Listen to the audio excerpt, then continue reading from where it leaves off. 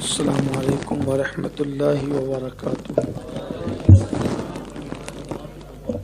الحمد للہ رب العالمین والعاقبۃ للمتقین والصلاة والسلام علی سید الانبیاء والمرسلین وعلی آلہ واصحابہ الطیبین الطاہرین، اما بعد فاعوذ باللہ من الشیطان الرجیم، بسم اللہ الرحمن الرحیم۔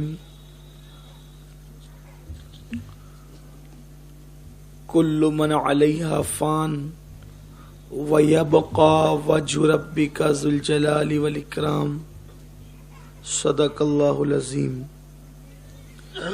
غوث اعظم بمن بے سرو ساما مدد، قبلہ دین مدد، کعبہ ایمان مدد، انتظار کرم تستمن عینی را، اے خدا جو خدا بینو خدا دا مدد، بگردہ بے بلا افتاد کشتی، مدد کن یا معین الدین چشتی۔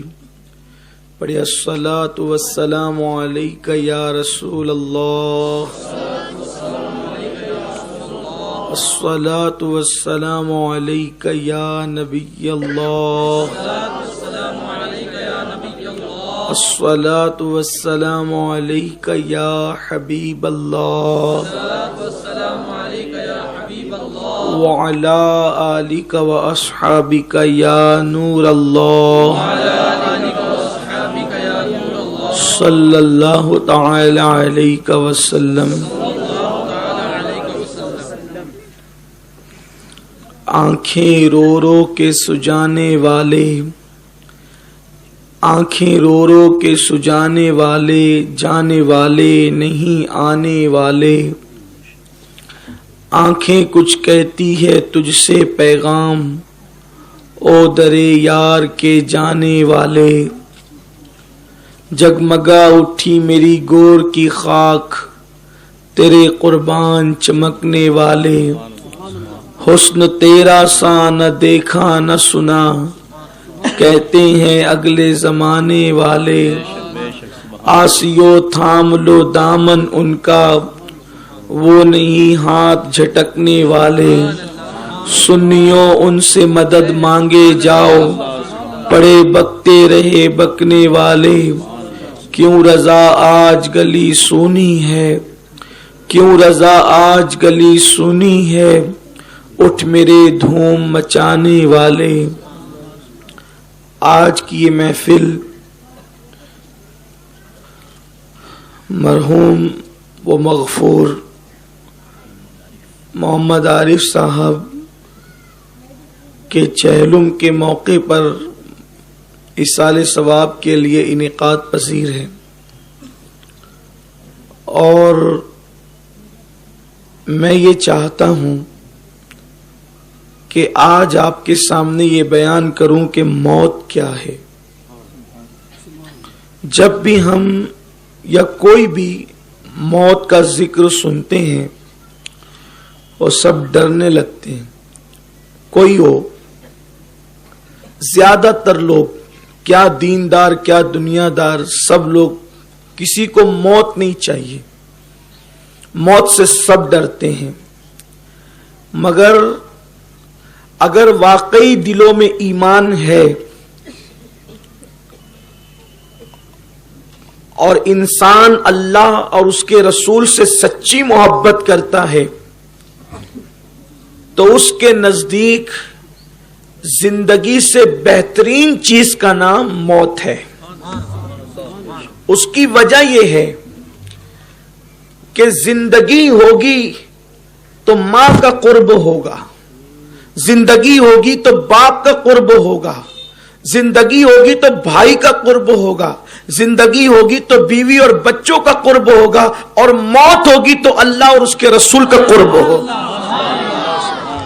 کوئی عبادت اس منزل پر نہیں لے جاتی جہاں موت لے جاتی ہے، کسی عبادت سے وہ مرتبہ نہیں ملتا جو موت سے ملتا ہے، اس لیے کہ دنیا میں آپ کوئی عبادت کریں, رسول اللہ کو آپ بیداری کی آنکھوں سے نہیں دیکھ سکتے, مگر موت سے جب مر کر انسان قبر میں جاتا ہے تو انسان نیک ہو یا گنہگار مصطفیٰ جان رحمت کا دیدار کر لیتا ہے. اب آپ مجھے بتائیں, موت کے بعد اگر کچھ نہیں بھی ملے تو اس سے بڑی نعمت ہے. انسان مدینے جانے کے لیے ترستا ہے کہ ایک مرتبہ میں مدینے جاؤں, سرکار کا سبز گنبد دیکھوں, اور مدینے جانے کے لیے ٹکٹ چاہیے, ویزا چاہیے, یہ چاہیے, وہ چاہیے, وہ چاہیے, لیکن قربان جان دی اور گنبد نہیں دیکھا, گنبد والے کو دیکھ لیں. میرے امام کہتے جان دے دو وعدے دیدار پر, نقد اپنا دام ہو ہی جائے.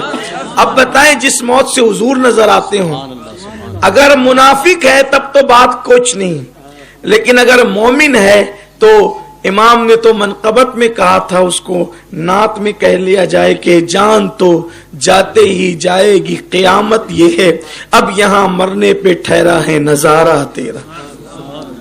موت یہ الموت جسر یوصل حبیب الی الحبیب, اور کما قال کہ موت ایک پل ہے جو محب کو محبوب سے ملا دیتی ہے. اور ایک بات آپ سے کہوں کہ وطن جانے سے بھی کوئی ڈرتا ہے. میری قوم کا عجیب حال ہے, وطن جانے سے ڈرتے. دیکھو آپ کا وطن مالیگاؤں ہے, آپ کو کچھ دن کے لیے ممبئی بھیج دیا گیا. اب کوئی آپ سے کہے گا کہ بھئی 8 دن کے بعد آپ کو مالیگاؤں چلنا ہے, سچ سچ کہنا خوشی ہوگی کہ غمی ہوگی؟ خوشی ہوگی. حیرت ہے, ہمارا وطن تو آخرت ہے, بلکہ ہمارا وطن تو جنت ہے. یہ جو کہا گیا نا الحب الوطن من الایمان, کہ حب الوطن ایمان کی علامت ہے, تو یہاں وطن سے مراد جنت ہے. ہمارا وطن, ہم کسی ملک میں رہے, ہمارا اصل وطن, اس لیے کہ وطن اس کو کہتے ہیں جہاں اس کی پیدائش ہوتی ہے, پیدائش کی جگہ کو وطن کہتے ہیں. اب ہماری جو پیدائش ہوئی ہے وہ آسمانوں اور زمینوں میں نہیں ہوئی ہے, ہماری پیدائش تو جنت میں ہوئی. ہمارے ابا کو جنت میں بنایا گیا ہے, تو ہمارا وطن ہے جنت. اور ہمیں قدرت نے کہا ہے انا للہ و انا الیہ راجعون, کہ تم اللہ کے مال ہو اور تمہیں اللہ کی طرف پلٹنا ہے. تو وطن جانے کی بات ہے, وطن جانے کی بات ہے, اور ہم وطن جانا نہیں چاہتے. اور ایک بات آپ سے کہتا ہوں کہ یہاں جتنے ٹینشن ہے وطن میں کوئی ٹینشن پردیس میں ہوتے ہیں, وطن میں نہیں. آدمی پردیس میں ہو تو پانی مانگ کر پیے, کھانا مانگ کر کھائے, بستر مانگ کر کے ملے گا. کس پردیس میں کتنے ابھی بڑا مہمان بن کے جاؤ, گھر جیسی راحت نہیں ہے. گھر جیسی راحت تو وطن میں ہے. اور اللہ اکبر, یہاں کھانا ہے تو دن بھر کمانا بھی ہے, لیکن وطن میں کمانے کا ٹینشن نہیں. اور پھر سبحان اللہ, ہمارا چونکہ عقیدہ غیب پر ہے, ہم نے موت کو سمجھا نہیں. کافروں کی طرح موت کو ہم دیکھ کر سمجھ کر ہم جو ہے وہ ہکا بکا رہ گئے. اور سب اصل میں موت کا تصور ہی ایسا پیش کیا گیا کہ ہم نے موت سے محبت نہیں کی. موت مانگی بھی نہیں جاتی, لیکن موت بری بھی نہیں ہے. دیکھیے دراصل اللہ کے رسول علیہ السلام نے فرمایا کہ انسان دنیا میں ایسے ہے جیسے مسافر. ایک آدمی سفر کرتے ہوئے, پہلے جب لوگ سفر کرتے تھے تو کار وغیرہ تو نہیں تھی, آپ کو معلوم ہے, تو لوگ گھوڑوں پر, اونٹوں پہ, کچھر, پہلے پیدل سفر کرتے تھے. تو سفر کرتے کرتے جب مسافر تھک جاتا تو کچھ دیر کے لیے وہ درخت کے نیچے سستانے کے لیے بیٹھ جاتا یا سو جاتا, اس کے بعد اٹھتا اور اٹھ کر کے چل دیتا. اسی لیے اللہ کے رسول علیہ السلام نے فرمایا کہ درختوں کے نیچے, سایہ دار درختوں کے نیچے پیشاب مت کیا کرو, پاخانہ مت کیا کرو, کیونکہ وہاں مسافر آ کر کے ٹھہر سکتے ہیں, ان کو تکلیف ہوگی. تو آقا فرماتے ہیں انسان کی زندگی ایسے ہی ہے جیسے ایک درخت کے نیچے مسافر سفر کرتا ہے اور آگے بڑھتا ہے. اب آپ کہیں کوئی 70 سال جیتا ہے, کوئی 100 سال جیتا ہے, تو کیا وہ مسافر کی طرح جیے؟ حضرت نوح علیہ السلام کی عمر 1000 سال سے زیادہ کی تھی. کتنی تھی؟ 1000 سال سے زیادہ کی.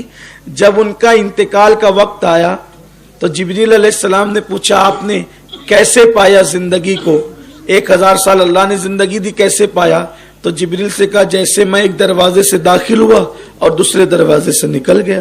یعنی کتنی بھی لمبی زندگی آپ کو ملے, آپ کو ایسے ہی لگے گا. دیکھیے ابھی آپ کی کسی کی عمر 35 سال کی ہوگی, 40 سال کی ہوگی, 20 سال کی ہوگی, لیکن ہم کو ایسا لگتا ہے کہ ہم 20 سال سے دنیا میں رہ رہے ہیں, ہم 40 سال سے دنیا میں رہ رہے ہیں. ایسا لگتا ہے جیسے پیدا ہوئے کل کی بات ہے, بچپنا گزرا کل کی بات ہے. تو یہاں کتنا بھی رہو وہ مختصر ہی ہے, بہت مختصر ہے. تو اللہ کے رسول علیہ السلام فرماتے ایسے رہو جیسے درخت کے نیچے ایک مسافر رہتا ہے, چل جاتا ہے. تو یہ سفر ہے ہمارا ایک سفر ہے. دیکھیے جب انسان عالم ارواح میں تھا, یہ اس کا سفر شروع ہوا. انسان کا سفر اتنی بات کرتا ہوں جتنی سمجھ سکیں, کیونکہ مجھے مرکز پہ بہت اہم عنوان سے پہنچنا ہے اور جلدی پہنچنا ہے. انسان کا جو سفر شروع ہوا ہے وہ علم الہی سے شروع ہوا ہے. علم الہی کی تشریح چھوڑ دیتے ہیں, پھر اس کے بعد علم الہی سے سفر شروع ہوتا ہے. پھر انسان آتا ہے عالم ارواح میں, یعنی روحوں کی دنیا میں آتا ہے انسان. کبھی کبھی دیکھو آپ کہیں جاؤ گے نا, جیسے مثال کے طور پہ کسی مزار پہ چلے گئے, کہیں کبھی تاج محل پہ چلے گئے, کسی جنگل میں چلے گئے, کسی گھر میں پہلی بار گئے, آپ کو ایسا لگتا ہے کہ میں یہاں پہلے کبھی آیا ہوں. آپ کو غور کرنا, کبھی کبھی ایسا ہوتا ہے میں پہلے آیا ہوں, حالانکہ آپ یقیناً پہلے وہاں نہیں گئے, لیکن پھر بھی لگتا ہے میں پہلے آیا ہوں. تو وہ روحوں کی دنیا کا سفر ہے. کبھی آپ کی روح وہاں پہنچی تھی, اس لیے آپ کو ایسا لگتا ہے کہ کبھی یہ حادثہ میرے ساتھ ہوا ہے, نہیں ہوتا لیکن آپ کو لگتا ہے ہوا ہے. وہ روحوں کی دنیا کا سفر ہے. انشاءاللہ تعالی کبھی موقع رہا تو روحوں کی دنیا پر ایک کبھی یاد دلائیں مجھے, تو مرکز پہ اس پہ ہم تفصیلی خطاب کریں گے روحوں کی دنیا کیا ہوتی ہے. آپ کو ایسا لگے گا یہ دنیا کچرا ہے, گھان کچرا ہے, اس کی کوئی اوقات ہی نہیں. یہ جو جس کے اندر تم بیٹھے ہو نا, گیم کھیل رہے ہو, کھا رہے ہو, پی رہے ہو, غافل ہو, فجر چھوڑ رہے ہو, ظہر چھوڑ رہے ہو, عصر چھوڑ رہے ہو, اسی سے دل لگا کر بیٹھے ہو, کچرا ہے, کچھ نہیں, اس کی کوئی اوقات نہیں. اگر ٹائم رہا تو میں آپ کو بتاؤں گا کہ یہ دنیا سچی بات, اور دنیا کی حقیقت اتنی ہے کہ یہ دنیا ایک خواب ہے. بس خواب کے سوا یہ دنیا کچھ نہیں. بس جس کے لیے انسان مار پیٹ کر رہا ہے, قتل و غارت گری کر رہا ہے, جھوٹ بول رہا ہے, رشوتیں لے رہا ہے, گناہ میں ڈوبا ہوا ہے, یہ صرف خواب ہے. بہت بڑے دھوکے میں ہے انسان. حقیقت آخرت ہے. یہ حباب ہے, حباب. حباب کسے کہتے ہیں؟ ہم اپنی زبان میں جس کو پانی کا بلبلہ کہتے ہیں نا, اس کو حباب کہتے ہیں. بس دنیا مثل حباب ہے. دنیا مثل حباب ہے کہ پانی کا بلبلہ کتنی دیر رکے گا, چند سیکنڈ سے زیادہ اس کی زندگی نہیں رہتی. بس انسان کی زندگی کا یہی حال ہے جیسے پانی کا بلبلہ. تو بہت خوبصورت ہے وہ جسے آخرت کہتے ہیں, اور وہ بھی چونکہ ہم ایمان والے, اور ایمان والوں میں بھی اس کے امتی ہے جس کو قیامت کے دن مقام محمود عطا کیا, یعنی جس کی چلے گی اسی ہی کی چلے گی. بلکہ قدرت نے یہ وعدہ کیا, حبیب قیامت کے دن فیصلے تیری مرضی سے کروں گا. جس کی مرضی سے فیصلے ہوں گے وہی ہمارا وکیل ہے. فیصلہ جج جس کی مرضی سے کرے گا وہ اپنا وکیل ہے. آپ غور فرمائیں, بس بات اتنی ہے کہ ان سے رشتہ جوڑنا ہے. بات اتنی ہے کہ گناہوں سے رشتہ توڑ کے ان سے رشتہ جوڑنا ہے. یہ جو شراب ہے, جوے ہیں, برائیاں ہیں, بدکاریاں, ان سے رشتہ توڑو اور ان سے رشتہ جوڑو. بھائی جب کسی سے مقدمہ لڑوانا ہوتا ہے تو پھر اس سے رابطے اچھے رکھنے ہوتے ہیں. تو میرے نبی یہ مقدمہ لڑنے والے وکیل نہیں ہیں. وکیل بمانا کار ساز, وہ ہمارے کام بنانے والے ہیں, وہ ہماری سفارش کرنے والے ہیں. وہ وکیل ہے, کفیل ہے, شفیع ہیں وہ ہمارے. اور قربان جائیں ایسے شفیع اور وکیل ہے کہ اپنی جان سے زیادہ وہ اپنی امت سے محبت کرتے ہیں. آپ یقین جانیں کہ ہر نبی شان والے ہیں مگر کسی نبی نے اپنی جان سے زیادہ اپنی امت سے محبت نہیں کی ہے سوائے میرے نبی کے۔ نوح کی قوم نے ستایا تو نوح علیہ السلام نے دعا کی اے اللہ ان کو غرق کر دے۔ لوط کی قوم نے ستایا تو لوط علیہ السلام نے دعا کی اے اللہ ان پہ پتھروں کی برسات کر دے۔ ہود اور علیہ السلام نے اور صالح علیہ السلام کو، ہود علیہ السلام اور صالح علیہ السلام کو قوم نے ستایا تو ان لوگوں نے دعا کی، کسی نے کہا اللہ ان پہ ہوا ڈال دے، کسی نے کہا اللہ تعالیٰ ان پہ آندھی چلا دے۔ اسی طریقے سے انبیاء کرام دعا کرتے رہے۔ موسیٰ کی قوم نے ستایا علیہ السلام تو موسیٰ علیہ السلام نے کہا اللہ ان کو غرق کر دے دریا میں۔ میرے نبی کی قوم نے ستایا، اتنا ستایا کہ وطن سے نکال دیا، حضور علیہ السلام کو وطن سے نکلنا پڑا، اتنا ستایا کہ دندان شہید کر دیے۔ لیکن جب حضور نے دعا کی تو یہ اللہم اہدی قومی فإنہ لا یعلمون، اے اللہ میری قوم کو ہدایت عطا فرما، یہ مجھے جانتی نہیں۔ قربان جائیں، کیا شان ہے آقا کی۔ اچھا آقا علیہ السلام فرماتے ہیں ہر نبی کو ایک اسپیشل دعا دی گئی ہے، نبی کی تو ہر دعا قبول ہے لیکن ایک خاص دعا دی گئی ہے کہ یہ آپ کریں گے، جب بھی یہ دعا کریں گے یہ خاص دعا رد نہیں ہوگی۔ نوح علیہ السلام نے استعمال کیا غرق کرنے کے لیے، لوط علیہ السلام نے استعمال کیا پتھر برسانے کے لیے۔ حضور کہتے ہیں میں نے دنیا میں نہیں کی، میں نے آخرت کے لیے اس کو اٹھا کر کے رکھا ہے، آخرت کے لیے اٹھا رکھا ہے۔ جب یہ خاص دعا میں وہاں استعمال کروں گا۔ یا رسول اللہ کیوں؟ کہا کہ امت کی مغفرت کے لیے، ان کو بخشوانے کے لیے۔ قربان جائیں کیسا دامن ہاتھوں میں آیا ہے، لیکن قدر نہیں کی، قدر نہیں کی۔ محلے کا اچھا دوست ملتا ہے تو اس کی کتنی قدر کرتے ہیں۔ محبوب خدا خدا نے عطا کر دیا، ہم نے ان کی قدر نہیں کی جیسا قدر کرنا چاہیے تھا۔ تو عرض یہ کر رہا تھا کہ ہم عالم ارواح میں آئے، عالم ارواح سے پھر ہمارا سفر اور آگے بڑھا، ہم باپ کی پشت میں آئے، باپ کی پشت سے ہمارا سفر اور آگے بڑھا، ہم ماں کے پیٹ میں آئے، ماں کے پیٹ سے ہمارا سفر اور آگے بڑھا، ہم دنیا میں آئے، دنیا سے سفر آگے بڑھے گا، ہم قبر میں جائیں گے، قبر میں بھی ہمیشہ نہیں رہیں گے، وہاں سے سفر آگے بڑھے گا، ہم محشر میں جائیں گے، محشر میں بھی سفر اور آگے بڑھے گا اور ہم انشاءاللہ جنت میں جائیں گے۔ حالانکہ کوئی جہنم میں بھی جا سکتا، اللہ سب پہ رحم فرمائے، لیکن یہ سفر ہے۔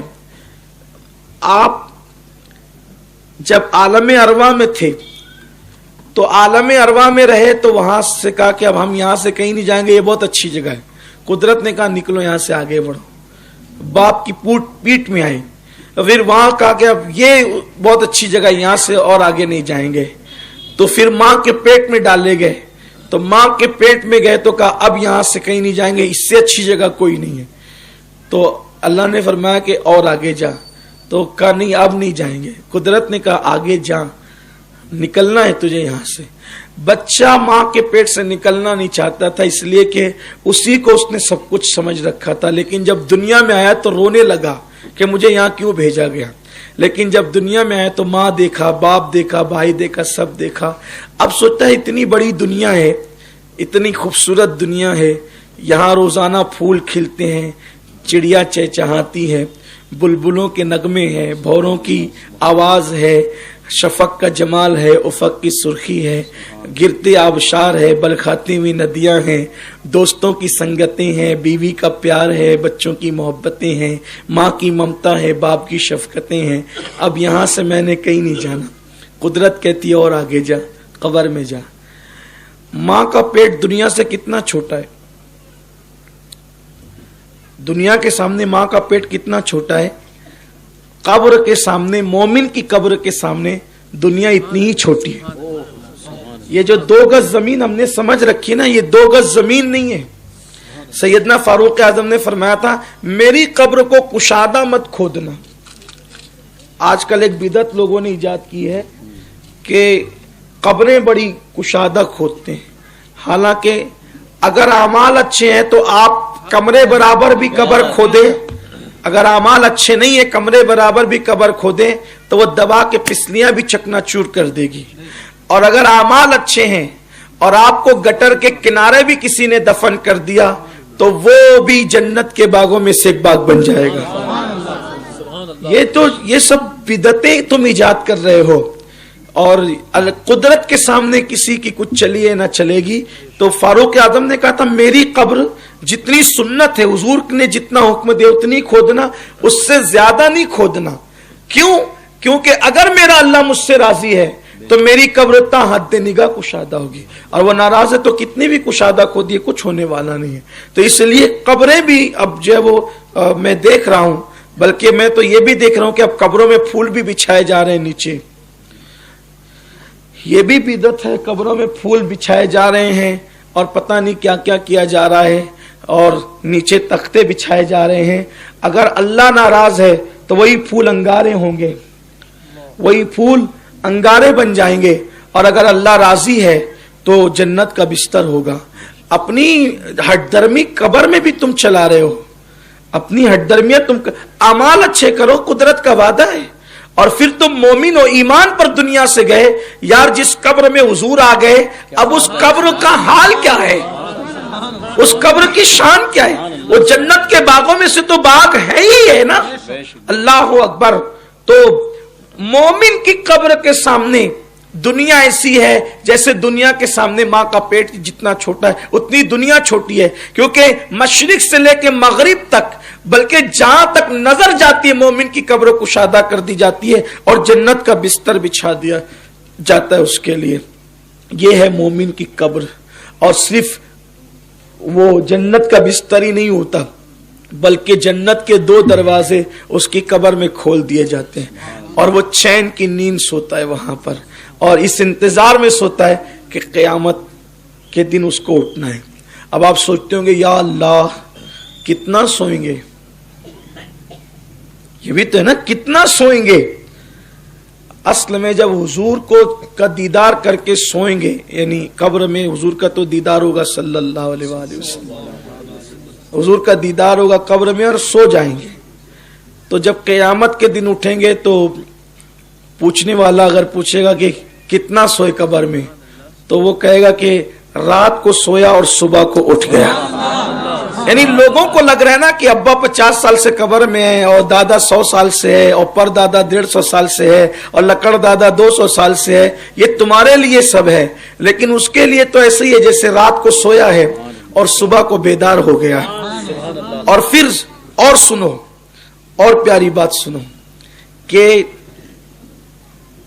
انسان جب رات کو سوتا ہے اور نیند پوری کر کے اٹھتا ہے تو کیسے بالکل فریش ہوتا ہے, حشاش بشاش ہوتا ہے. تو جب مومن اپنی قبر سے اٹھے گا تو فریش ہو کر کے اٹھے گا. اب کیوں اٹھے گا فریش ہو کر کے؟ اس لیے کہ اس کو نبی کے دیدار کے بعد اب ایک اور بڑا دیدار ہونا.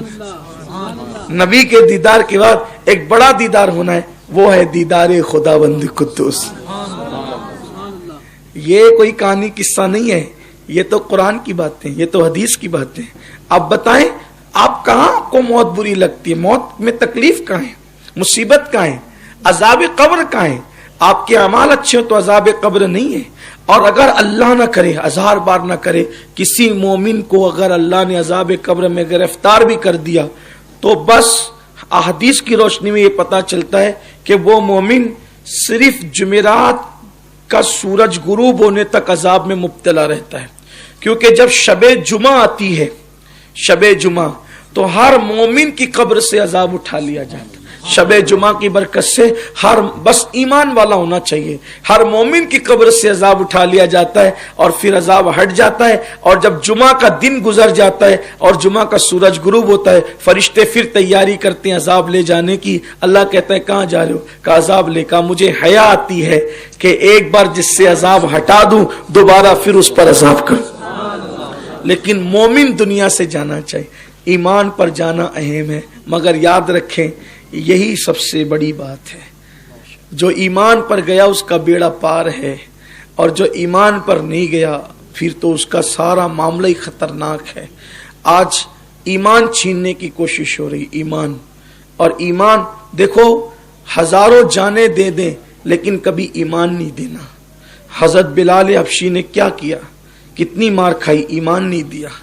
حضرت جو ہے وہ جناب خباب کو کس طرح تکلیفیں دی گئی، خبیب کو شہید کر دیا گیا، نہیں دیا، انہوں نے ایمان نہیں دیا.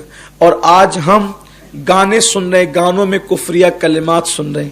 اور چونکہ ہمارے بزرگوں نے فرمایا، یہ میں کئی مرتبہ مسئلے بیان کر چکا ہوں، کہ جن گانوں میں کفریہ کلمات ہے، جو اس کو خوش رہ کر سنے گا وہ کافر ہو جائے گا.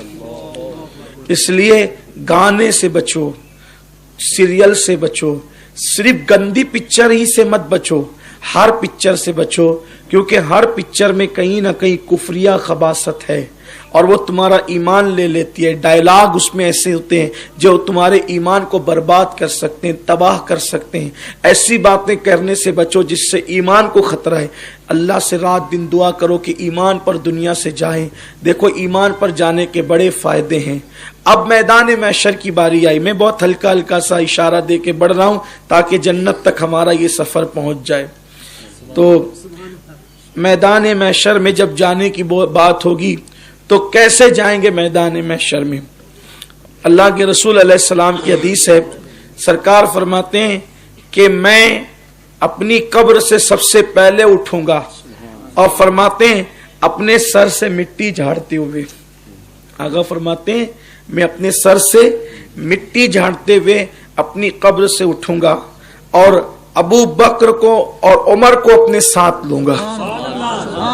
یعنی کہ سعودی کے مفتی کا فتویٰ قابل عمل نہیں ہوگا کہ یہ جو کہا جا رہا ہے نا کہ رسول اللہ کو اور صدیق و فاروق کو جو ہے وہاں سے نکال کر جو ہے وہ جنت البقیع میں منتقل کر دو. منتقل کرنے والوں کی حکومت منتقل ہو جائے گی. حضور فرماتے ہیں میں اپنی قبر سے اٹھوں گا جہاں صحابہ نے دفن کیا ہوگا. اس کا مطلب حضور کی قبر وہاں سے ہٹائی نہیں جا سکتی، حضور وہیں رہیں گے.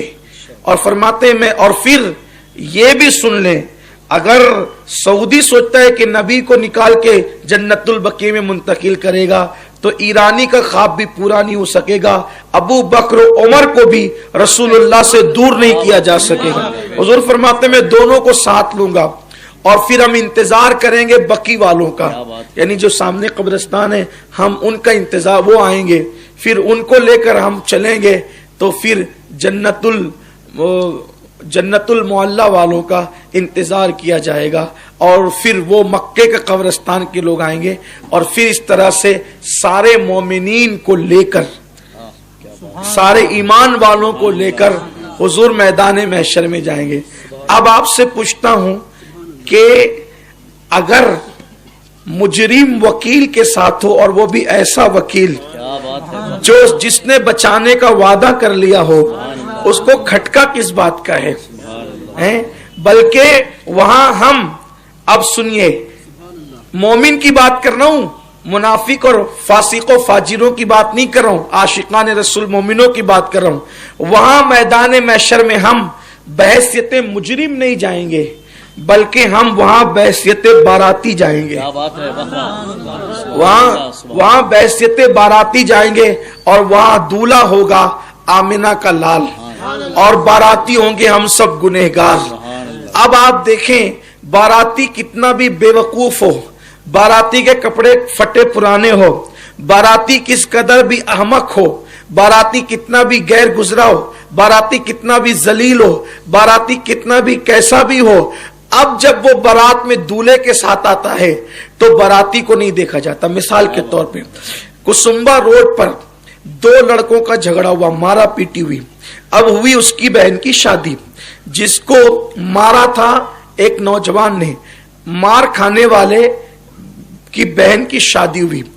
اب بہن کی شادی ہوئی تو یہ جب بھی اس کو دیکھتا تھا تاکتا تھا سالے کو ملے گا تو بہت ماروں گا. یعنی ایک مالیگاؤں کی میں بات کر رہا ہوں، اس کا غصہ کہ سالہ ملے گا تو بہت ماروں گا، یہی اس کا ذہن تھا. اب ہو گیا اس کی بہن کا رشتہ طے. اس کو نہیں پتا تھا کہ جس نے مجھے مارا تھا اور میں جس کو مارنے کا پلان بناتا تھا یہ میرے بہن بھائی کا بہت قریبی دوست ہے، معلوم نہیں تھا. اچانک شادی کا دن آیا. اب شادی کے دن ہوا یہ کہ اس نے دولہے کے گلے میں ہاتھ ڈالا، اور ہاتھ ڈال کر کے آیا اس کی گلی میں. اس کو ہی پتا تھا जिस दिन इसके हत्थे चढ़ूंगा इतनी पिटाई खाऊंगा कि नानी का दूध याद आएगा या छठी का दूध याद आएगा, यही सब होगा उसका। लेकिन जब दूल्हे के गले में हाथ डाल करके आया तो अब ये देख तो रहा है लेकिन कुछ करेगा नहीं। वजह क्या है? आज बाराती नहीं देखा जाएगा, आज दूल्हा देखा जाएगा। कितनी भी खुन्नस है, दूल्हा देखा जाएगा, बाराती नहीं देखा जाएगा। दूल्हे, क्योंकि अब अगर उससे बहस करता है तकलीफ किसे होनी है? दूल्हे को होनी है। उसको मारता है तकलीफ किसे होनी है? दूल्हे को होनी है। तो चूंकि दूल्हा इसका बहनोई है तो उसका दिल रखने के लिए, उसकी ताजीम और इज्जत के लिए इसने सारे कड़वे घूंट पीना है और इसको उसकी बहरहाल इज्जत करना है बिला तमसील। मिलाने को नहीं, सिर्फ समझाने को कहता है। इस मिसाल को यही रखिए। कभी कभी मुमकिन है कोई गुनाह, कोई खता हो गई, लेकिन ईमान पर खात्मा हुआ तो मैदान महशर में गए मुस्तफा जाने रहमत के साथ, वहां दूल्हा देखा जाएगा, बाराती नहीं देखा जाएगा। आप मुझे बताएं, कब्र से लेके हश्र तक नुकसान कहां है? अपना हमारा नुकसान कहां है? बस बात इतनी है कि ईमान पर रहो और मौत की तैयारी करो। रातों को फिल्में देखने की बजाय अपनी रातों को हो सके तो अल्लाह के खौफ से रो कर गुजारो, खशियत रब्बानी से गुजारो। मौला मुश्किल कुशा जिनके बारे में सरकार ने फरमाया जिसको अली चिट्ठी देंगे वही जन्नत में जाएगा, वो अली रात के आखिरी पहर में अल्लाह के खौफ से ऐसे रोते थे जैसे किसी को सांप डस लेता है तो कैसे वो तड़प तड़प कर रोता है। मौलाए कायनात अल्लाह के खौफ और अल्लाह की खशियत से ऐसे रोते थे। अब मैदान महशर है। मैदान महशर में हुजूर अलैहिस्सलाम गुनहगारों के सफ में खड़े हैं, यानी जहां गुनहगारों की सफ़ें लगी है, गुनहगारों की सफ़ों में हुजूर खड़े हैं। अब गुनहगारों की सफ़ों में हुजूर क्यों खड़े हैं? उन्हें बख्शवाने के लिए। हुजूर गुनहगारों की सफ़ों में, आका अलैहिस्सलाम उनकी हिमायत के लिए, ताईद के लिए गुनहगारों की जो सफ़ लगी है हुजूर वहां पर खड़े। क्यों? अल्लाह इसको बख्श दे। नेकों की जो सफ़ें उसमें हुजूर नहीं होंगे, हुजूर गुनहगारों के पास होंगे। और क्योंकि भाई जब किसी की वकालत करता है वकील तो सिर्फ समझाने के लिए हो रहा है। मैं कह चुका हूं कि हुजूर मुकद्दमा लड़ने वाले वकील नहीं है, हुजूर हमारे कारसाज है, हुजूर हमारे काम बनाने वाले, बिगड़ी बनाने वाले, वो हमारे शफी हैं। लेकिन समझा रहा हूं कि जब कोई वकील मुकद्दमा लड़ता है किसी मौकिल का जो है तो वो उसके पास खड़ा रहता है। या यूं समझ लें कि एक लड़का है, स्कूल में उसने कोई गलती की और उस टीचर ने कहा कि चलो क्लासरूम के बाहर जाओ, आइंदा स्कूल नहीं आना, तुम्हें खारिज कर दिया जाएगा। अब मोहल्ले का कोई बड़े से बड़ा आलिम हो, मुफ्ती हो, शेखुल हदीस हो या कोई लीडर हो, जब उस बच्चे का सिफारिशी बनकर वो जाएगा तो वो तो उसको साथ में ले जाएगा ना, हाथ पकड़ के साथ में ले जाएगा। और जिसके पास खड़ा होगा तो उसको लेकर के खड़ा होगा, यार माफ कर दो, यार इसे ऐसे होगा ना, इसको माफ कर दो। तो हुजूर अलैहिस्सलाम जब गुनहगारों की शफाअत करेंगे तो चूंकि हुजूर को खड़े रहना ही है गुनहगारों के पास, गुनहगारों की जो सफ़ें हैं हुजूर को रहे, क्योंकि सिफारिश जिसकी होती है उसके करीब खड़े होकर के अल्लाह इसे बख्श दे, अल्लाह इसे बख्श दे। तो जो नेक लोगों की, बहुत मुत्तकी लोगों की जो सफ़ें दूर होगी तो वो अपनी सफ़ों से निकल कर आएंगे और गुनहगारों से कहेंगे एक काम करो कि आज आपके कुछ गुनाह हमें कर्जे के तौर पे दे दो, हमारे आपके कुछ गुनाह हमें कर्जे के तौर पे दे दो ताकि हमें भी हुजूर के करीब खड़े होने का मौका मिले। माज़अल्लाह इसका ये मतलब नहीं कि हम गुनाह करते रहे, अस्तगफिरुल्लाह, ये नहीं कह रहा हूँ, अस्तगफिरुल्लाह अलियाज़ु बिल्लाह, हम गुनहगार ही हैं। हम नमाज भी पढ़ते हैं तो हमसे गुनाह होता है, हालत नमाज में भी हमसे गुनाह होते हैं, हमारा हाल ये है। तब ये नहीं कि आप जो है वो सोचे कि यार वो तो नेक लोग आएंगे गुनाह कर्ज के तौर पे मांगने के लिए, तो चलो जरा बैलेंस करते चलते, ला इलाहा इल्लल्लाह अस्तगफिरुल्लाह। इसको ऐसे नहीं समझे आप, ऐसे नहीं करें, क्योंकि गुनाह की वजह से कभी कभी इंसान की मौत कुफ्र पर होती है। तो गुनाह कसदन नहीं करना।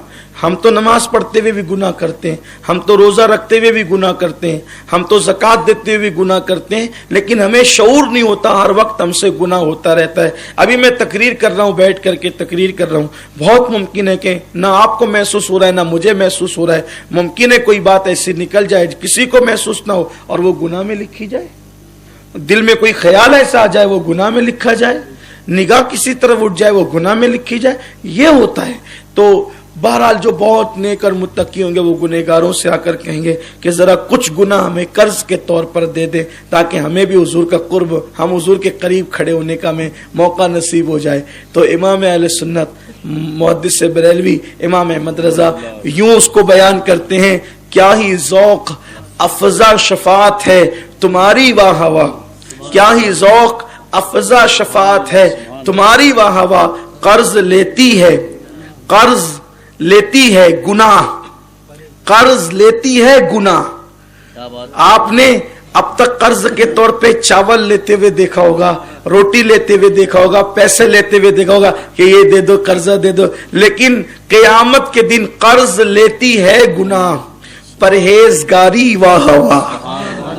پرہیزگار اس دن گناہ کو بطور قرض مانگ رہے ہوں گے، کیا ہی ذوق افزا شفاعت ہے تمہاری واہ واہ، قرض لیتی ہے گناہ پرہیزگاری واہ واہ، صدقے اس اکرام کے، قربان اس اکرام کے، صدقے اس انعام کے، قربان اس اکرام کے، صدقے اس انعام کے، قربان اس اکرام کے، ہو رہی ہے دونوں عالم میں تمہاری واہ واہ، ہو رہی ہے دونوں عالم میں تمہاری واہ واہ۔ تو اب شفاعت ہو گئی، اچھا شفاعت ہوگی تو ایک یہ بھی ہوگا، صرف اشارہ، بڑا پیارا موضوع ہے، خوبصورت موضوع ہے، موت مومن کی بڑی حسین ہے، کہیں سے کہیں تک نقصان نے صرف حضور کی محبت میں خاتمہ ہو، ایمان پر خاتمہ بس۔ تو شفاعت ہو رہی ہوگی، جب شفاعت ہو رہی ہوگی تو ایسا بھی ہوگا کہ حضور علیہ السلام کسی کی نیکیوں میں جب کمی دیکھیں گے تو اپنی نیکیاں نکال کر اس کے نام اعمال میں ڈال دیں گے، اپنی نیکیاں۔ یا اللہ، ان کی تو ایک نیکی بھی کائنات کے سب لوگوں کی نیکی سے بڑھ کر ہے، تو اپنی نیکی نکال کے اس کی نیکی میں ڈال دیں گے۔ تو اب اپنی نیکی نکال کر، ابھی جیسے آپ یوں سمجھے اس کو کہ ایک بندہ کھانا کھا رہا ہے، اللہ کرے اگر مثال میں کوئی غلطی ہو تو میرا اللہ مجھے معاف کرے، لیکن صرف سمجھانے کے لیے کہہ رہا ہوں، ملانے کے لیے نہیں کہہ رہا ہوں، صرف سمجھ جائیں آپ۔ ایک بندہ کھانا کھا رہا ہے، کھانا کھاتے کھاتے اس کا پورا موڈ ہے کہ اب میں نے کھانا ختم کر دینا ہے، اور آخری لقمہ جیسی وہ لے اور ادھر ادھر کسی سے بات میں مصروف ہو تو کوئی دوسرا بندہ اچانک سے کھانا اٹھا کر کے اس میں ڈال دے، تو وہ جیسے دیکھے گا تو اس کو حیرت ہوگی، یہ کہاں سے آیا، کہ میں نے لیا تو نہیں، دیا کس نے، یہ کہاں سے آیا؟ بلا تمثیل، بلا تمثیل، بلا تمثیل، صرف سمجھانے کے لیے، ملانے کے لیے نہیں، کہ حضور علیہ السلام جب اپنی نیکیاں کسی کی نیکیوں میں ڈال دیں گے تو اب حساب ہوگا کہ تیری نماز کہاں ہے، تو وہ تو حیران ہوگا نا کہ میں نے تو فلاں مقام پہ پڑھی ہی نہیں، لیکن جب ادھر سے ملا دی گئی تو اس کے نام اعمال میں تو وہ بھرپور ہوگا نا، اس کا نام اعمال نے کیسے، ارے یہ کہاں سے آیا؟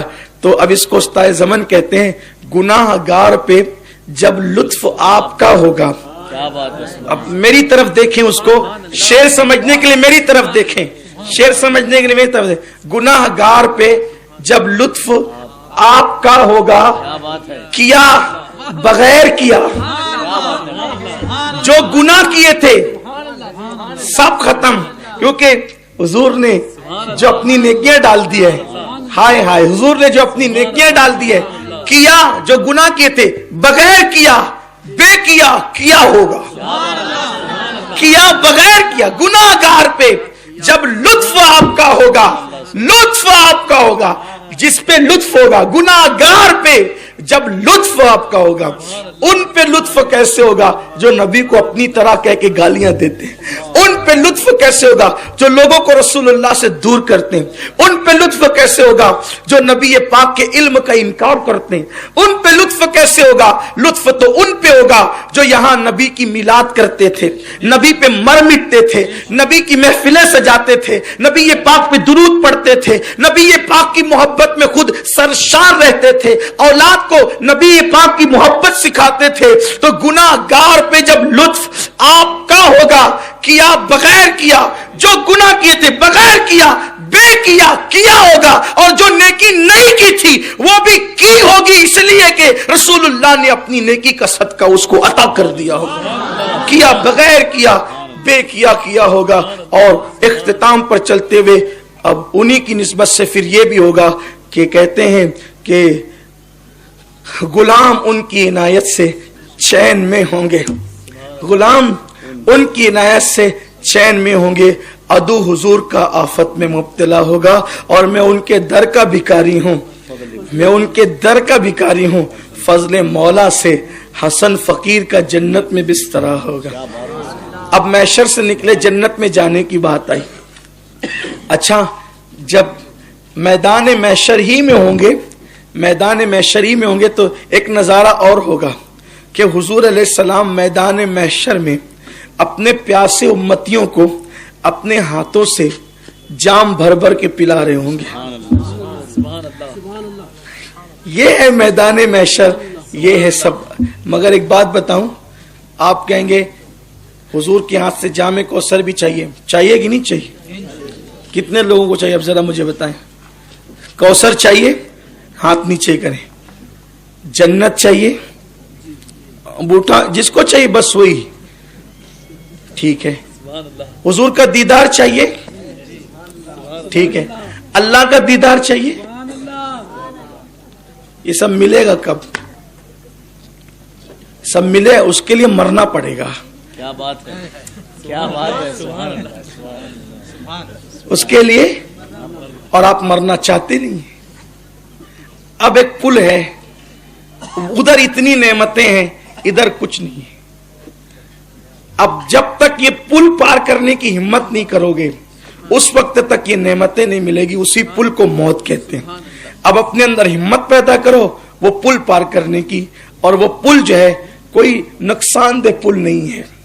وہ پل جو ہے کوئی نقصان, دیکھو یہ جو اس پار ہے نا, اس پار کی جو دنیا ہے, جنت میں داخل ہونے سے پہلے, جنت میں سفر کرانے سے پہلے میں آپ کو یہ بات بتا دوں, اس پار کی جو دنیا ہے یہ خواب ہے. کیا ہے؟ خواب. اس پار کی دنیا حقیقت ہے. لیکن خواب دیکھنے والے کے سامنے حقیقت ہمیشہ پوشیدہ رہتی ہے. جیسے مثال کے طور پہ میں اپنے گھر میں سو رہا ہوں, میرا پلنگ ہے, اس پہ گدا ہے, اور میں اس پہ سو رہا ہوں, آنکھ بند کر کے سو رہا ہوں, اور میں اپنے آپ کو جنگل میں دیکھ رہا ہوں. حالانکہ میں وہ کمرے میں, میرے بچے میرے ارد گرد ہیں, میرے گھر والے میرے ارد گرد ہیں, میں سیف ہوں, محفوظ ہوں میں. لیکن خواب میں نے جنگل میں اپنے آپ کو دیکھا, شیر ہے, چیتے ہیں, ہرن ہے, کتے ہیں, بلی ہیں, سب مجھے وہ ڈرا رہے ہیں, لیکن میں سیف ہوں. بولو ایسی حالت میں جو حقیقت ہے وہ خواب دیکھتے وقت میری نظروں سے پوشیدہ ہے. صحیح ہے. خواب دیکھتے وقت انسان کو حقیقت کا ادراک نہیں ہوتا, یعنی حقیقت کا پتہ نہیں ہوتا. اب مثال کے طور پہ ایک بندہ ہے جو ٹاٹ کے بستر پہ سو رہا ہے اور خواب دیکھ رہا ہے کہ میں دلی کے تخت پہ بیٹھا ہوں, تو بولو کہ وہ ٹاٹ کا بستر بدل جائے گا خواب کی وجہ سے, یہ نرم گدا بدل جائے گا جنگل دیکھنے کی وجہ سے؟ مولا مشکل کشا سرکار علی کرم اللہ وجہ الکریم فرماتے ہیں یہ دنیا میں جتنے انسان ہیں یہ سب خواب میں, خواب میں, یہ سب خواب دیکھ رہے ہیں, جاگتی آنکھوں سے خواب دیکھ رہے ہیں. ان کا خواب اس وقت ختم ہوگا جب موت سے ان کی آنکھیں بند ہوگی. ابھی ہم سب خواب میں, مجھ سے صوفی کلیم مل رہے ہیں, مجھ سے حافظ مقصود مل رہے ہیں, مجھ سے ہمارے یہ مل رہے ہیں, مولانا غفران مل رہے ہیں, یہ سب خواب ہے. آپ کو 3 بچے پیدا ہو گئے ہیں, یہ خواب ہے. آپ کی شادی ہو گئی ہے, خواب ہے. آپ نے جو وہ بی ایڈ ڈی ایڈ کی ڈگری لے لی ہے, خواب ہے. اب آپ کہیں گے آپ نے تو سب کو خواب بنا دیا. میں نے نہیں بنایا. حضرت مولا مشکل کشا کہتے ہیں, حضور کی حدیث ہے, یہ خواب ہے, خواب. اب خواب کیا ہوتا ہے اس کو سنو, پھر ہم جنت کا سفر کرتے ہیں کہ جنت میں ہم کیسے جائیں گے انشاءاللہ. تو بس موت سے مت ڈرو, موت 1 سیکنڈ پہلے بھی نہیں آئے گی, 1 سیکنڈ بعد بھی نہیں آئے گی. جو ٹائم ہے اسی ٹائم پر آئے گی، جس کی جتنی عمر ہے. اور ایک بات یہ بھی بتا دوں، ہماری جتنی زندگی ہمارے لیے دنیا میں بہتر ہوتی ہے بس اللہ اتنے دن ہمیں زندہ رکھتا ہے. اور ویسے اللہ سے دعا کرو کہ اللہ ہمیں اس وقت تو دنیا سے اٹھا کہ لوگ یہ کہیں کہ اور رہتا تو اچھا ہوتا، اور رہتا تو اچھا ہوتا، اس سے کہ لوگ کہیں کہ اللہ اس کو اٹھا لے، لوگ ہم سے بدظن ہو جائیں، لوگ ہم سے کر آ جائیں، اس سے بہتر ہے کہ لوگ ہماری تمنا کریں زندگی کی اور اللہ ہمیں اٹھا لے. یہ موت بہتر ہے. حضور علیہ السلام خود دعا کرتے تھے، اے اللہ میں بڑھاپے سے تیری پناہ مانگتا ہوں. یعنی لوگوں کو ابھی تمنا باقی ہو کہ اس کو اور جینا چاہیے اور وہ مر جائے. یہ اصل چیز ہے. اور اللہ سے یہ دعا کرنی چاہیے کہ جب تک ہمارا دنیا میں رہنا ہمارے لیے بہتر ہے ہم دنیا میں رہیں، اور جب ہماری موت بہتر ہے ہم دنیا سے جائیں. موت کی دعا نہیں کریں، موت کی تمنا نہیں کریں، لیکن موت سے محبت ضرور کریں. اور اگر موت کی تمنا اس معنی میں کریں کہ دنیا سے بہتر ہے تو بات الگ ہے، لیکن مصیبت کی وجہ سے، تکلیف کی وجہ سے جب وہ موت نہیں مانگے، خودکشی نہیں کریں. خودکشی حرام ہے، اور جو خودکشی کرے گا حضور فرماتے ہیں اس پر اللہ تعالیٰ نے جنت حرام کی ہے. اس لیے خودکشی سے بچیں. اور بری موت ہم جس کو کہتے ہیں نا، کسی کو کرنٹ لگ جائے وہ مر جائے، دیوار میں دب کے مرے، ایکسیڈنٹ میں مرے، لوگ کہتے ہیں بری موت مرے. نہیں، یہ بری موت نہیں ہے، یہ تو شہادت کی موت ہے. بری موت کفر کی موت ہے، بری موت گناہوں میں موت ہے. ہاں، بری موت گناہوں میں موت ہے. بری موت جو ہے اللہ کی ناراضگی والی موت ہے. جو موت بری تھی ہم اس کو بری نہیں سمجھتے، اور جو موت شہادت کی موت تھی ہم اس کو، کوئی ایکسیڈنٹ میں مر گیا لوگ کہتے ہیں کہ یار ابھی وہ نکلے گا، سب کو ستائے گا، وہ تو بھوت بن گیا ہے کیونکہ وہ بری موت سے مرا ہے. حالانکہ وہ تو شہید ہوا ہے. مسلمان اگر ایکسیڈنٹ میں مرے تو وہ شہید ہوا ہے، اگر وہ ڈوب کے مرے تو شہید ہوا ہے، اس کو جلا دیا گیا تو وہ شہید ہوا ہے. اگر کوئی عورت بچے کی پیدائش کے وقت ڈیلیوری میں مری ہے تو وہ شہید ہوئی ہے. لوگ کہتے ہیں وہ تو ناپاک دنیا سے گئی ہے، پتہ نہیں وہ کتنوں کو لگے گی، وہ کتنوں کو لگے گی چڑیل بن کر کے. یہ کافروں کا عقیدہ ہے.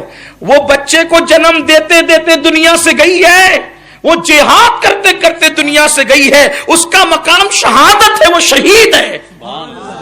وہ ناپاک نہیں گئی ہے دنیا سے، وہ شہید ہو کر کے گئی ہے دنیا سے. دین معلوم نہیں ہے لوگوں کو، زبردستی بکواس کرتے رہتے ہیں اور کافروں سے عقائد لے کر کے اس کو زہر کی طرح اگلتے رہتے ہیں. نہیں سیکھتے ہیں دین اور بکواس کر کے اپنی بھی آخرت خراب کرتے ہیں، لوگوں کی بھی آخرت خراب کرتے ہیں. جو انتقال کر گیا مسلمان ہو یا کافر، اس کی روح جو ہے وہ چلی گئی اس کی منزل کی طرف. اب وہ کبھی نکل نہیں سکتا، وہ کسی کو لگ نہیں سکتا. پھر یہ کیا ہوتا ہے؟ اصل میں جو خبیث جنات ہوتے ہیں وہ تمہارے عقائد کو متزلزل کرنے کے لیے فلاں فلاں اور فلاں کا نام لیتے ہیں. ورنہ روحیں ایک مرتبہ چلی گئی، اب وہ روح دوبارہ کسی کے جسم میں نہیں آ سکتی. ہمارے یہاں یہ عقیدہ نہیں ہے. روح ایک ہے اور وہ جسم سے نکل گئی پھر وہ دوبارہ کسی کے جسم میں نہیں جائے گی. یہ سب غلط عقیدے سے توبہ کرو، غلط نظریات سے توبہ کرو. اگر وہ کافر کی روح ہے تو کافر کی روح یا تو اس کے مرگٹ پر ہوگی، یا تو سجین میں ہوگی، یا تو ایک نالہ ہے بابل کے مقام پر وہاں اس کی روح ہوگی. مومن ہے اس کی روح یا تو قبر پر ہوگی، یا تو زمزم کے کنویں پر ہوگی، یا تو کعبہ اور مقام ابراہیم کے درمیان ہوگی، یا تو عرش اعظم کے نیچے ہوگی. جیسا اس کا مرتبہ ہے وہاں اس کی روح ہوگی. تو نہ مومن کی روح نہ کافر کی روح. وہ کافر کی روح تو قید ہو گئی، مومن کی روح اللہ پاس ہے. اور اب بتائیں کہ وہ کون کس کو نقصان پہنچائے گا؟ یہ سب غلط نظریات سے توبہ کرو. بہرحال بات ختم کرنے لگا ہوں اور بات بہت طویل ہو گئی ہے. کہ میں عرض یہ کر رہا تھا کہ یہ دنیا ہے خواب. مولا مشکل کشا کہتے ہیں تم سب خواب دیکھ رہے ہو. اب خواب میں کیا دیکھ رہے ہیں؟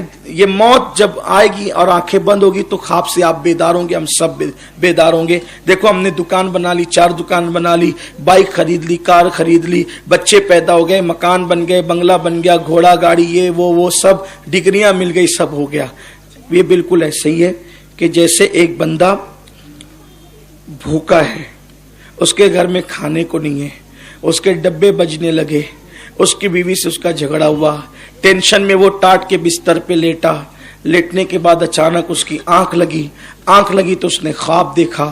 خواب کیا دیکھا کہ میں لندن کا بادشاہ بن گیا, میں نے 1000 ایروپلین خرید لیا, میں نے جو ہے وہ اتنے ہیرے خریدا, جواہرات خریدا, اتنے عطر کے شاپ خریدا, اتنے مال خریدا, یہ خریدا. خوب خواب میں بیچارہ خوش ہے, یہ خریدا. پھر ایک کی بجائے 4 بیویوں سے نکاح کیا, پھر ہر ایک بیوی کو 5 بیٹے پیدا ہوئے. میرا گھر بالکل گجگجا رہا ہے بچوں سے, یہ ہے وہ ہے, اور میں سب خوب مزے لے کر میز کرسی پہ بیٹھ کے کھانا کھا رہا ہوں. ایسے میں مست یہ سو رہا تھا, اور اس کی بیوی جو تھوڑی دیر پہلے جس سے جھگڑا ہوا تھا وہ آگے اٹھائی, چلو اٹھو بہت سو چکے. جیسے آنکھ کھلے گی, آپ بتاؤ کہ لندن ہوگا, ہنسنے کی بات نہیں, غور کرنا سمجھ, لندن ہوگا, بولو ہوگا, 4 بیبیاں ہوگی, بچے ہوں گے, عطر کی شاپ ہوگی, مال ہوں گے, کاریں ہوں گی, کچھ نہیں ہوگا. کیوں؟ یہ سب خواب میں تھا. بس ایسے ہی ہے, آپ نے دنیا میں سب سجایا, موت کا فرشتہ آئے گا, چل چل اٹھ, موت کا فرشتہ آئے گا, چل چل اٹھ, اور روح نکالے گا. اب نہ بچے اپنے ہیں, نہ بیوی اپنی ہے, نہ دکان اپنی ہے, نہ مکان اپنا ہے, کچھ اپنا نہیں ہے. اور ساتھ میں کون جائے گا؟ نہ بیوی, نہ بچے, نہ مال, نہ دکان, نہ کاروبار, کچھ نہیں. جو نیکیاں کی تھی, جو اعمال کیے تھے اچھے یا برے, بس وہی کفن میں ساتھ جائیں گے. سوچو, خوابوں کی دنیا کو آراستہ کرنے کے لیے کتنی محنت کرتے ہو, حقیقت کی دنیا کو آباد کرنے کے لیے کتنی غفلت کرتے ہو. آؤ خوابوں کی دنیا کو آباد کرنے کی بجائے حقیقت کی دنیا کو سجانے کی کوشش کریں, اور جو حقیقت ہے اسی کو آخرت کہتے ہیں. حضور شفاعت کریں گے, یہاں تک بات پہنچی تھی. اب جب شفاعت ہو گئی تو اذن ملے گا, محبوب ان کو جنت میں لے جاؤ. حضور علیہ السلام, جنت کی چابی حضور کو دی جائے گی. حضور جنت کی چابی حضرت ابوبکر صدیق کو دیں گے, اور ایک روایت میں آتا ہے کہ حضرت بلال کو دیں گے, اور جنت کا دروازہ کھولا جائے گا. اور حضور علیہ السلام فرماتے ہیں کہ میرے امتی اتنی کثرت سے جنت میں جا رہے ہوں گے کہ ان کے کثرت کی وجہ سے جنت کا دروازہ چر چر کرنے لگے گا. جو لوگ یہ سمجھتے ہیں کہ وہ بھی جنت میں نہیں جائے گا, وہ بھی جنت میں جائے گا, جنت میں صرف ہم ہی 4-6 لوگ جائیں گے, تو وہ یہ نہ سمجھے کہ جنت 10x10 کی ہے. جنت بہت بڑی ہے, وہ چر چر کریں گے دروازے. اتنی کثرت سے حضور کی امت جنت میں جائے گی, اور جنت کے مالک کی امت جنت میں نہ جائے گی تو پھر کون جنت میں جائے گا؟ بلکہ اور امتیں بھی جنت میں جائے گی تو وہ بھی حضور کے صدقے میں جائے گی. اور پھر کمال تو یہ ہے کہ حضور علیہ السلام ایک بار جنت میں نہیں جائیں گے. حضور علیہ السلام ایک بار جنت میں نہیں جائیں گے, حضور کئی مرتبہ جنت میں جائیں گے. حضور کئی مرتبہ جنت میں جائیں گے. کیوں؟ کیونکہ حضور آتے جاتے رہیں گے, اور لوگ ایک بار گئے تو دوبارہ باہر نہیں نکل سکتے, اور نکلیں گے بھی نہیں. اتنا ظرف ابھی تو چاہیے. جنت چھوڑ کے, قربان, جنت چھوڑ کے نکلنے کا بھائی کون نکلے گا جنت چھوڑ, لیکن یہ حضور ہیں, جنت چھوڑ کر اپنی امت کے لیے باہر نکلیں گے, اور ان کے لیے کوئی مشکل نہیں ہوگا. وجہ یہ ہے, اس کو یوں سمجھ لیں آپ کہ اس دن حضور مہمان ہوں گے, کیونکہ وہ مالک جنت ہے, وہ مہمان ہوں گے, اور حضور کی امت میزبان ہوگی. حضور میزبان ہوں گے اور حضور کی امت مہمان ہوگی. تو ہوتا کیا ہے کہ کسی کے یہاں شادی ہے یا کسی کے یہاں کوئی فنکشن ہے, اس نے بہت سجایا, قالین بچھائی, شمع جلائی, لائٹنگ لگائی, کمکمے سجائے, ہیلوجن لگائے, خوشبو لگائی, گدے لگائے اور صوفے لگائے. اب جو آتا ہے, اور شربت رکھ دیے, مٹھائیاں رکھ دی, اور طرح طرح کی کھجورے, ڈرائی فروٹس وغیرہ رکھ دیے, سب رکھ دیا. جو آتا ہے بیٹھ جاتا ہے صوفے پر, اور اب اگر اس کو کہو نا بھائی ذرا دیکھنا وہ فلاں آ رہا ہے, ارے تو دیکھ لینا ذرا, اس لیے کہ اب اٹھنا نہیں چاہتا, کیونکہ بیٹھا اسی جگہ ہے نا, اٹھنا نہیں چاہتا ہے نا ایسا. لیکن ایک ذات ایسی ہوتی ہے وہاں کہ جو بیٹھنا نہیں چاہتی, क्या बात है। اور لوگ اٹھنا نہیں چاہتے اور ایک ذات بیٹھنا نہیں چاہتی. وہ ذات کون ہوتی ہے؟ جس کے گھر مہمان آنے والے ہوتے ہیں. وہ بیٹھنا نہیں چاہتی اس لیے کہ وہ بار بار نکلتی ہے. ابھی وہ فلاں صاحب تو نہیں آ گئے, وہ فلاں تو نہیں آ گئے, وہ فلاں تو نہیں آئے, تو وہ لوگوں کے استقبال کے لیے جو ہے وہ قربان جائے. حضور علیہ الصلوۃ و تسلیم مالک جنت ہے. حضور اپنے گنہگاروں کا ہاتھ پکڑ پکڑ کر جنت میں لا رہے ہوں گے. حضور ہاتھ پکڑ پکڑ کر جنت میں لا رہے ہوں گے.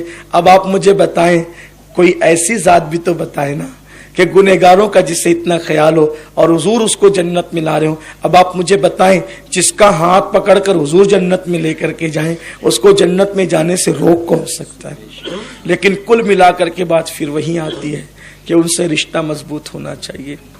افسوس, ہم نے ایک دن میں ہیروں کے نام تو کئی مرتبہ لیے ہوتے ہیں, لیکن ہم نے اپنے نبی پر کئی مرتبہ درود نہیں پڑھا ہوتا ہے. ہم نے گالیاں کئی مرتبہ دی ہوتی ہے, لیکن اتنی مرتبہ ہم نے کلمہ نہیں پڑھا ہوتا ہے. تو اپنی زندگی کو سنواریے, زندگی کو بدلیے. عارف بھائی دنیا سے گئے, ہمیں غم ہے, افسوس ہے, لیکن عارف گئے تو ہم بھی رہنے نہیں آئے, ہمیں بھی جانا ہے. نمازوں کی پابندی کریے, آخرت کی تیاری کریں, نیک عمل کریں. رستے میں پتھر اگر تکلیف دے پڑا ہوا ہے تو اس کو ہٹا کے نیکی کر سکتے ہو تو ہٹا کے نیکی کرو. اگر راستے میں کانٹے ہیں, کانٹے ہٹا سکتے ہو تو ہٹا لو. یہ سب تمہاری قبر میں کام آئیں گے, حشر میں کام آئیں گے. کانٹے بچھاؤ مت, کانٹے ہٹاؤ. پتھر بیچ میں رکھو مت, پتھر ہٹاؤ. اپنی ذات سے کسی کو تکلیف مت دو, اپنی ذات سے لوگوں کو راحت پہنچاؤ. اس لیے کہ ہم دنیا میں راحت پہنچانے کے لیے آئے, ہم دنیا میں تکلیف پہنچانے کے لیے نہیں آئے. یاد رکھنا, ایک دن آپ کا بھی جنازہ اٹھے گا, ایک دن انشاءاللہ میرا بھی جنازہ اٹھے گا. ہمارا جنازہ اٹھتے وقت لوگوں کو یہ کہنا چاہیے بہت اچھا انسان تھا, دنیا سے چلا گیا. یہ نہیں کہنا چاہیے بہت لوگوں کو ستاتا تھا, اچھا ہوا دنیا سے چلا گیا. یہ نہیں کہنا چاہیے. ایک بات اچھی طرح یاد رکھیں, نیک مرتے ہیں تو زمین بھی کئی دن تک کے روتی ہے. امام اہل سنت کہتے ہیں کہ عرش پر دھومیں مچیں, وہ مومن صالح ملا, فرش پر ماتم رچے, وہ طیب و طاہر گیا. اور واسطہ پیارے کا ایسا ہو کہ جو سنی مرے, یوں نہ فرمائے تیرے شاہد کے وہ فاجر گیا. تو میری گزارش ہے, نیک عمل کرو, لوگوں کو راحت پہنچاؤ. نماز, روزہ, حج, زکوٰۃ, تسبیحات, یہ سب اپنی جگہ ان کی اہمیت ہے, لیکن لوگوں کو پیار تقسیم کرو, کیونکہ پیار دینے والا جب دنیا سے جاتا ہے تو لوگوں کو احساس ہوتا ہے کہ آج کوئی دنیا سے چلا گیا ہے. اس لیے لوگوں کے ساتھ محبت کا برتاؤ کرو, پیار کا برتاؤ کرو, اپنے اخلاق اچھے کرو, اپنے کردار اچھے کرو, اپنی زندگی اچھی کرو, اپنی اولاد کی تربیت اچھی کرو. اللہ تعالیٰ سے دعا ہے کہ اللہ مجھے آپ سب کو ایمان پر رکھے اور اللہ ایمان پر ہمارا خاتمہ فرمائے. گفتگو کے درمیان اگر کوئی غلطی ہو تو اللہ معاف کرے. استغفر اللہ ربی من کل ذنب و اتوب الیہ.